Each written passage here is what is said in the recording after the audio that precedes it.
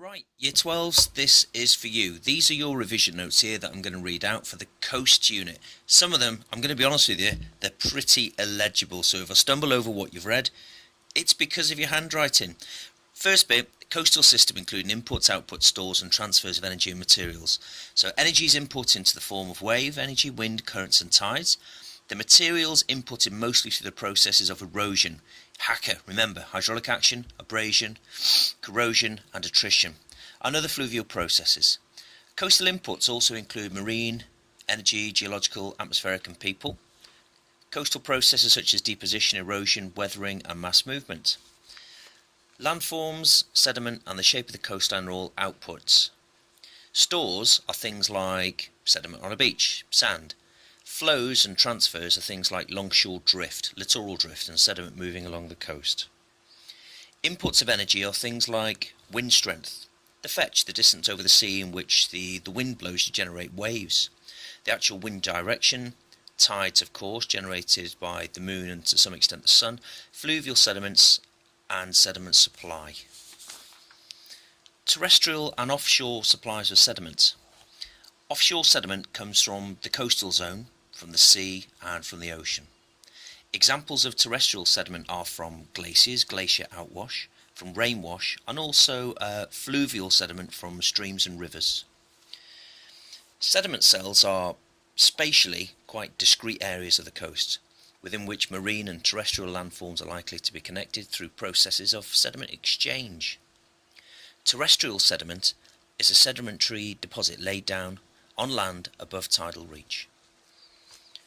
Coastal sediment transport is the interaction of coast landforms to various complex, interactions of physical processes. Typically sediment gets transported off the beach face, a deposited offshore generating sandbar. That makes no sense grammatically. Shore morphology also depends on sediment supply. Coasts near large rivers are often supplied with terrestrial sediment. Coastal sediment cells then. A sediment cell is a largely self-contained stretch of coastline. Each major sediment cell typically has a smaller subcell. Sediment cells are a stretch of coastline which sediment is sourced, transported and deposited. The cell is bounded by coastal features, in effect, or for example, headlands or different longshore drift, not sure. A broad beach is the best defence against the sea, and the health of the beaches in the cell rely on a reliable source of sediment. The sediment may well remain geographically part of the cell, but may not interact with longshore drift currents and waves, so it could be termed potentially an output. The cell is a system that is essentially closed to sediment from other cells, but receives input from within the cell and from the land. After being transported, the sediment is deposited in sinks. These are long-term stores, which effectively remove the sediment from the transfer process within a cell. Diurnal tides and offshore currents. We got some very special handwriting here. There are two types of diurnal tides and semi-diurnal tides. Diurnal tides have one high tide and one low tide, for example in Antarctica. Semi-diurnal tides have two high tides and two low tides, for example in the Atlantic. All the tides are based on the position of the sun and the moon because it will have different gravitational changes. Twice a month, the sun and the moon are aligned, which increases the gravitational pull, which creates strong tides. And twice a month, the sun and the moon are at right angles to the earth, creating opposite effects. Currents are clearly identifiable water flows operating in the coastal zone. Tidal currents have maximum velocity at their midpoints, whilst at high and low water, current velocity slackens considerably, leading to sediment deposition. Overall, there is considerable,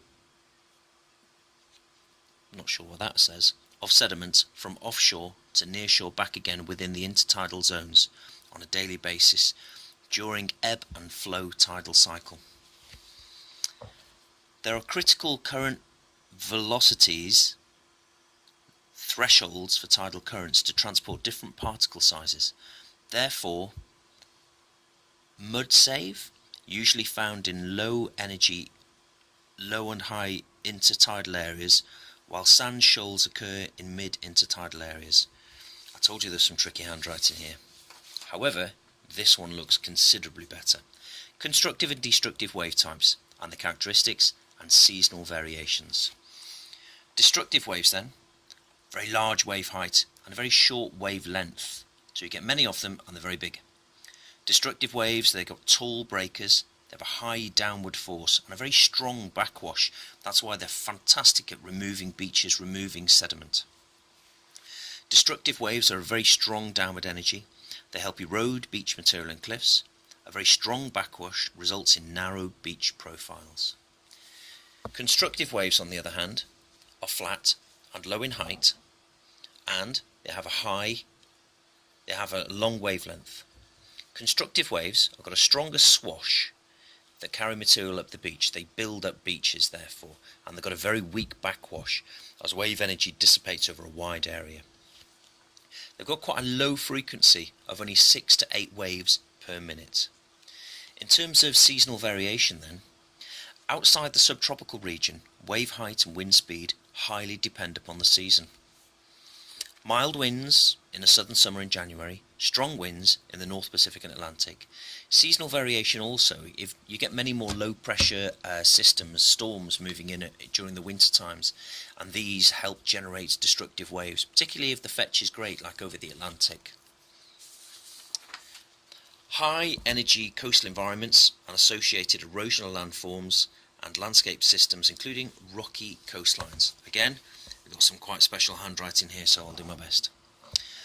Rocky coastlines are erosive coasts and are continually backing a lot back, though it is slowly usually. Rocky coasts can act very dynamically over short periods in events such as storms. An example of a high energy coastal environment is a cave, wave cut, stack, stump, sequence, because a lot of energy is required to, don't know what that word says there, what do you reckon? Treat, bash, break down the cliff material. An example of a coastal environment with a higher amount of energy, as you can see here, you remember this from GCSE. Rocky coastal erosions often accompanied by the main types of mass movement, rock breakdown processes and rock removal processes. Mass movement can occur after a storm, which reduces friction between particles on a cliff, which can make landslides or cliff collapse a lot more likely. Often, hundreds of tons of rock are lost, a dynamic short-term event. Rock breakdown occurs in 3 ways. Physical ways, attrition where the rocks are hitting against each other, waves and the wind. This also includes things like abrasion and corrosion. Chemical weathering, where slightly acidic seawater breaks down the smaller particles, also slightly acidic water running in rivers as a result of ever so slightly acidic rain falling. This is exaggerated in areas which receive acid rain, for example southern Russia or northern China. And also biological weathering. This is where plant growth, such as the roots, forcing rocks apart. Rock removal processes. Destructive waves carry away the rocks, along with traction in strong winds. Other rock removal processes are things such as suspension and saltation. Okay, next section then. We've got some nice handwriting here. Fetch, the wave type, wave orientation, wave refraction and wave reflection. Okay, first up then, wave refraction. This causes wave energy to be concentrated at headlands and dispersed around the bays. Wave types. Wave types are coastal processes. Low energy waves construct the beach, high energy waves destroy the beach. Wave refraction causes the wave energy from the breaking waves to vary along the coastline. The orientation of the coast to the waves alters the amount of energy transferred between the wind and the water. Wave orientation, well, certain coasts receive high energy waves, such as the west coast of the UK, as they're orientated towards these waves. You just need to look at a map of the UK and see the west coast is much more jagged, heavily eroded than the east coast. Wave reflection, as opposed to refraction, takes place on a steep beach or against a sea wall, where the wave goes straight into it, reflects straight back. And it says here, Along rocky coastlines where there's deep water offshore, the waves are reflected from the cliffs and don't break at the shoreline. Right then, next up. Structural geology, including bedding, dip, joints, folding, and also faulting. Okay, a fault is a large crack in a rock or a join. These can be caused by earthquakes, earth movements. It's effectively a crack in the earth's crust. Folding. A fold is a bend in the rock strata. Strata is a layer of rock, and it's a certain type of earth movement, resulting from the horizontal compression of rock layers by internal force of the earth along plate boundaries.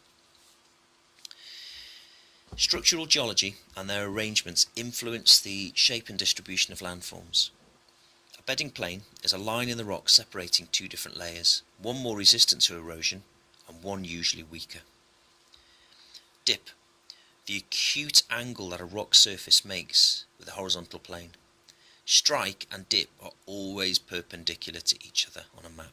This creates cliffs by erosion, wearing away at the rock, which causes it to collapse. Lastly, bedding planes. These are layers deposited horizontally millions of years ago, as sediment on the seabed has often been tilted through earth movement, tectonic activity, creating an angle of dip, and these create cliffs.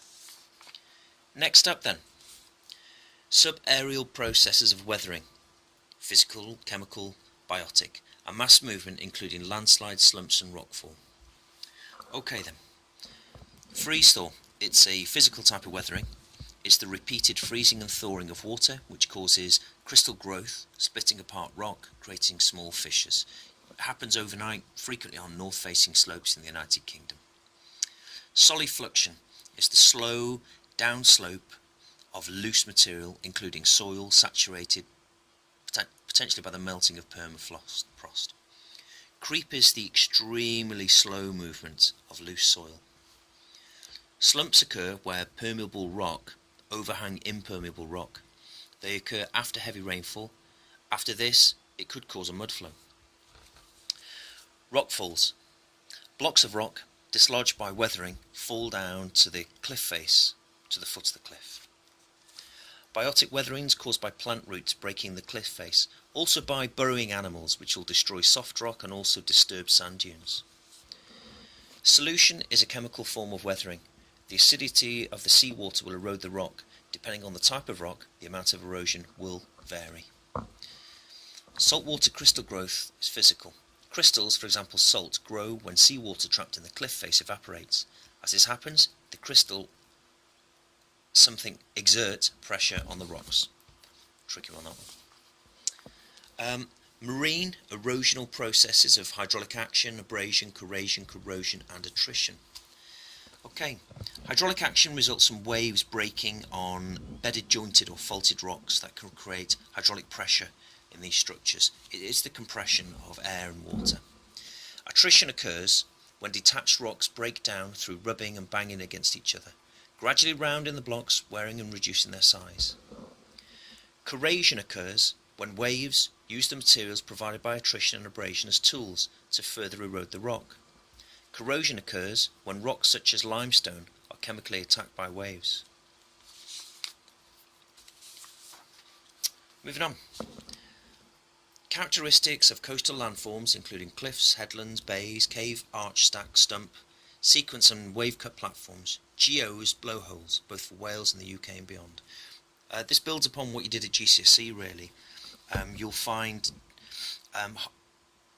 different bands of rock, different types of resistant more and less. These discordant to the coast will frequently form headlands and bays, where the soft rock is eroded considerably faster.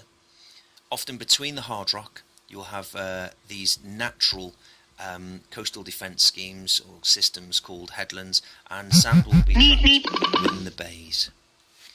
Okay, so the sequence of from stump, stack, arch starts off with a fissure, eroded by hydraulic action, until eventually forms a cave which is slightly larger. This then is further deepened by abrasion and hydraulic action, until eventually it goes all the way through a headland to form an arch. The arch isn't permanent either. The walls of the arch will be widened and then eventually the roof will collapse, particularly if there's a weakness and a blowhole is formed.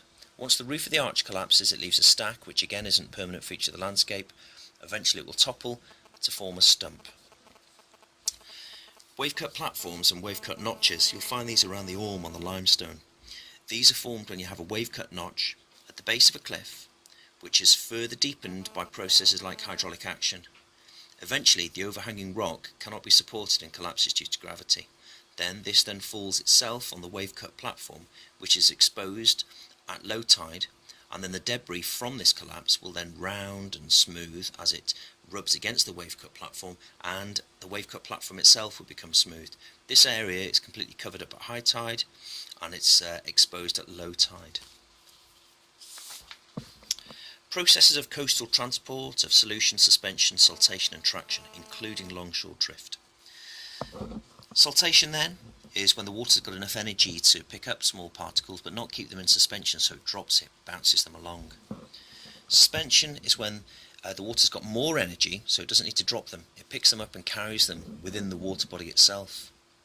Traction is when the water doesn't have enough energy to pick them up at all, but it does have just enough energy to roll them along. Solution occurs pretty much all the time, particularly with slightly acidic water.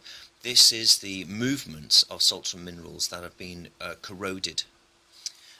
Some of the ways in which material is moved along the beach via saltation, suspension and traction is in the process of longshore drift, littoral drift. Again, building on GCSE, the waves hit the beach in the same direction as the prevailing wind, and this takes material up the beach as a form of swash. This then returns, taking the quickest routes, usually perpendicular to the angle of the coast, as backwash. And then this material moves on a zigzag material along the beach until it gets to an indentation or a curve where it then is deposited, because it's got no more beach to go up, and a spit forms.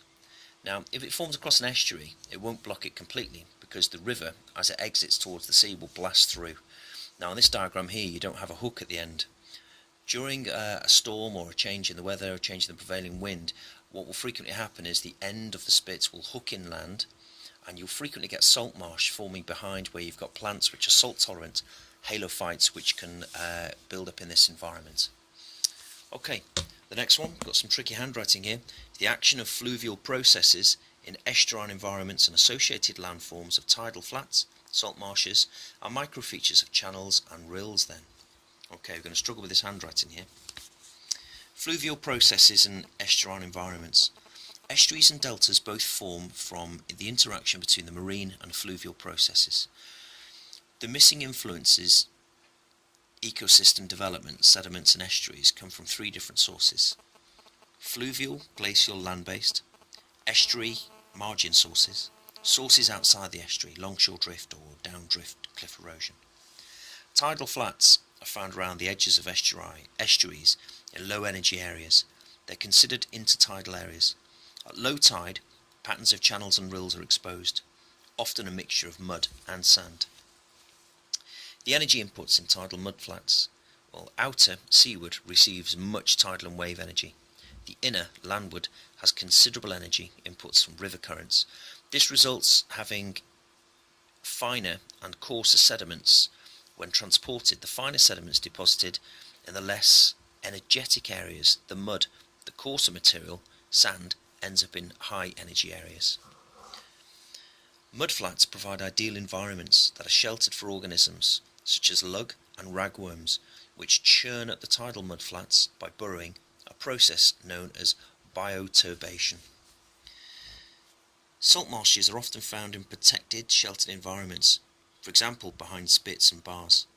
They form like sand dunes by geomorphological and ecological processes. The key to their formation is a low energy tidal environment where the sea's erosional ability is limited, permitting plant colonization and sediment eradication. The action of biotic processes and associated development of coral reefs and mangroves. Mangroves, similar to salt marshes, but have greater above ground biomass. Mangroves have mangrove trees which are specially adapted to tolerate the relatively high levels of salt in the water. Mangroves are restricted to a zone of about 30 degrees either side of the equator. The morphology of the reefs usually comprises fetch and leeward facing sides. Fetch faces outer windward side, which is eroded by breaking waves. Leeward side is relatively protected, which is where new colonies are developing.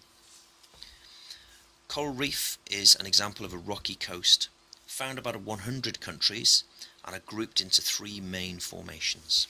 Those three main formations are the Indo-Pacific, Western Atlantic, and the Red Sea. Coral reefs build up over time as each coral polyp, a small animal with tiny tentacles, secretes calcareous secretions that it leaves behind when it dies. Growth rates are usually 1 to 100 centimeters per year, and reefs eventually achieve a thickness of hundreds of meters. Dead coral is susceptible to erosion by wave activity, which can reduce the coral limestone to rubble that may be transported by tidal currents to infill active reef structures to create rubble mounds, which are suitable for new coral colonization. Coral polyps have a symbiotic relationship with tiny algae known as zooxanthellae.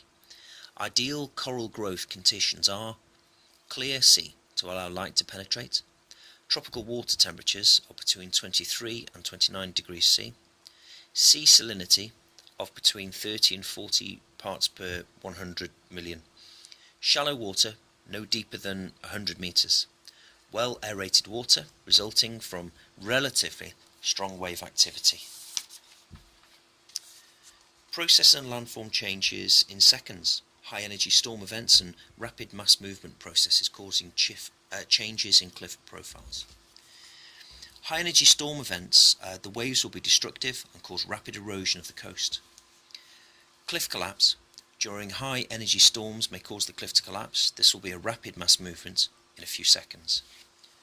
Cliff profile change. The high energy storms will cause a change in the profile of the cliff and cause it to retreat.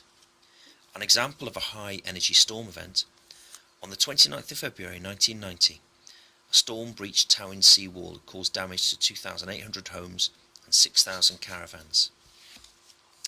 Coastal flooding. Coastal flooding usually occurs rapidly and not over weeks or months. It's a sudden event.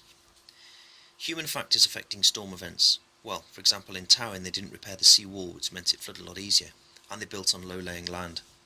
Physical factors affecting storm events. Well, in Towin, the storm surge of 1.3 metres, combined with high tide, made the storm much worse than it was. There were also 130 km/h, 130 km per hour wind.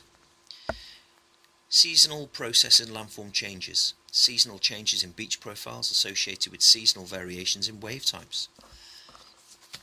The relationship. There is a relationship between waves and the angle of the beach profile.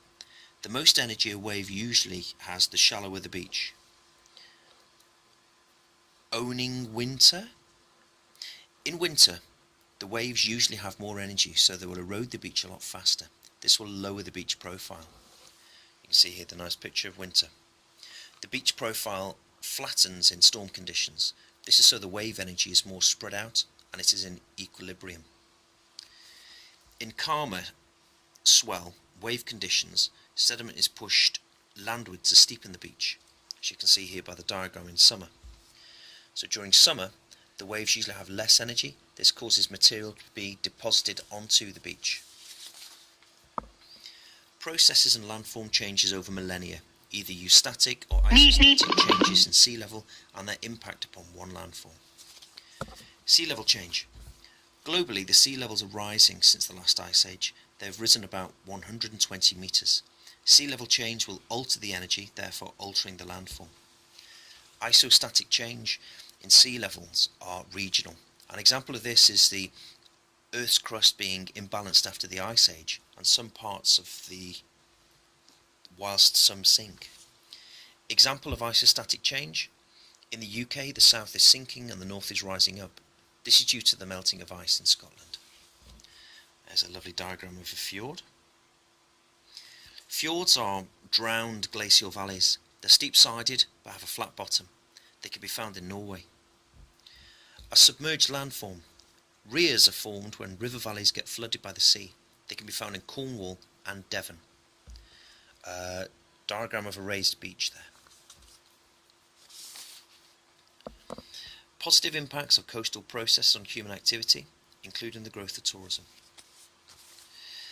The coastal zone affects a range of human activities, especially landward of the high tide level, where many land uses are attracted by the potential of low-lying flatland in pleasant environments. Of the inhabited continents, only in Africa do more people live in the interior than the coastal zone. In Asian countries, over 1.5 billion people live within 100 kilometers of the sea. By 2025, 75% of the residents of the USA are expected to live in coastal areas, which together accounts for 17% of the land area. In many parts of the world, the coast is a very crowded zone. For example, in China, where coastal population densities are average of 600 people per kilometre squared. In the USA, China, most of Latin America, more than 70% of major cities are coastally located.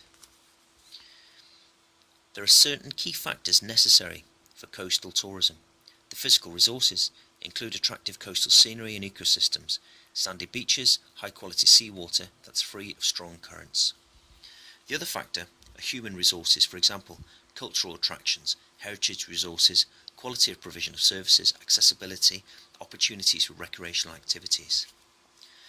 The strength of the multiplier effect varies according to a range of factors: the level of development, what it can supply, the type of tourism, the organisations of tourism, the level of leakage, losses of income to foreign countries. Over the past 200 years, tourism and recreation have developed into major economic activities along the coast.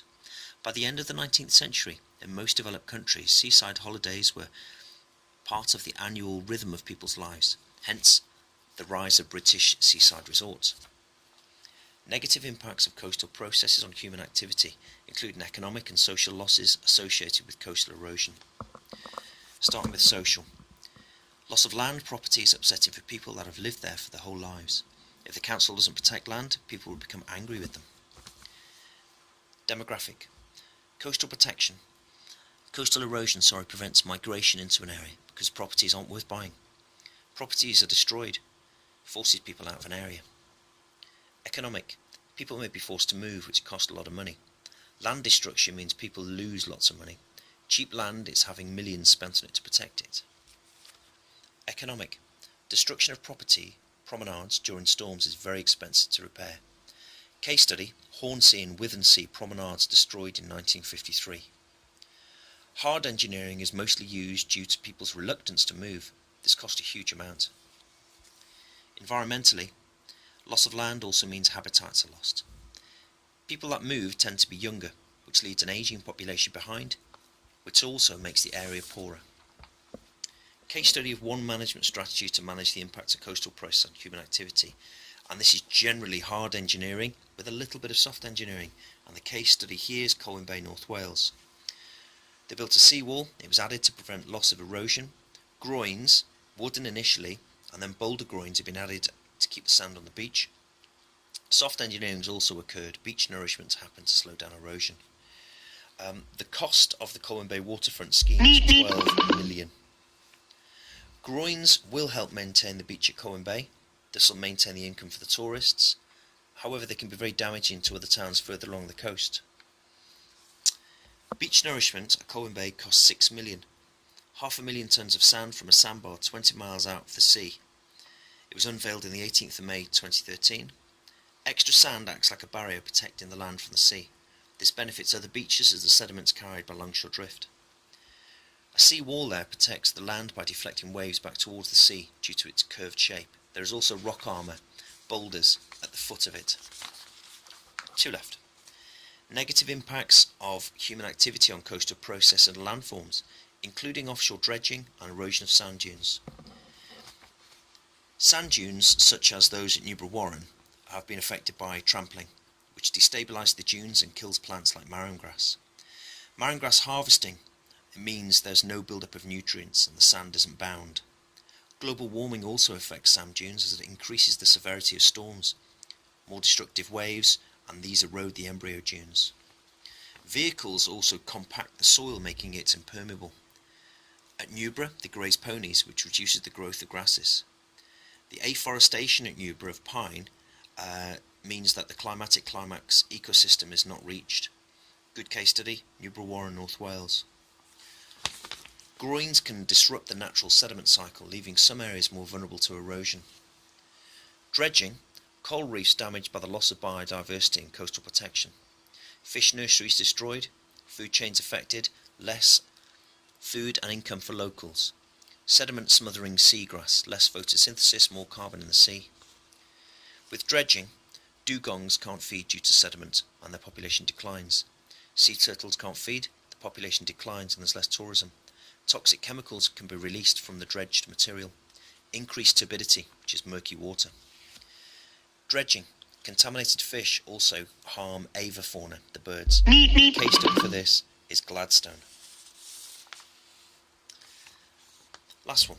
Case study of one management strategy to manage the impact of human activity on coastal processes. The case study here is Newborough Warren.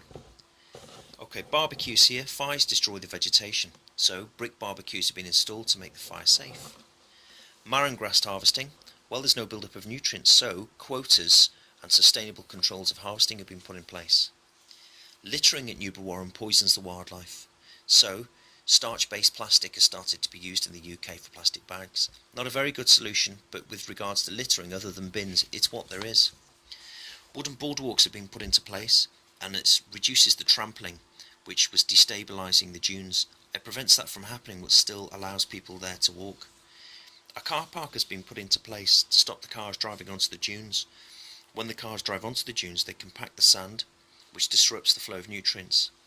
And the grazing of ponies, well, ponies poo and add nutrients, but also reduce the growth of grasses. Time restrictions have been imposed to prevent overgrazing.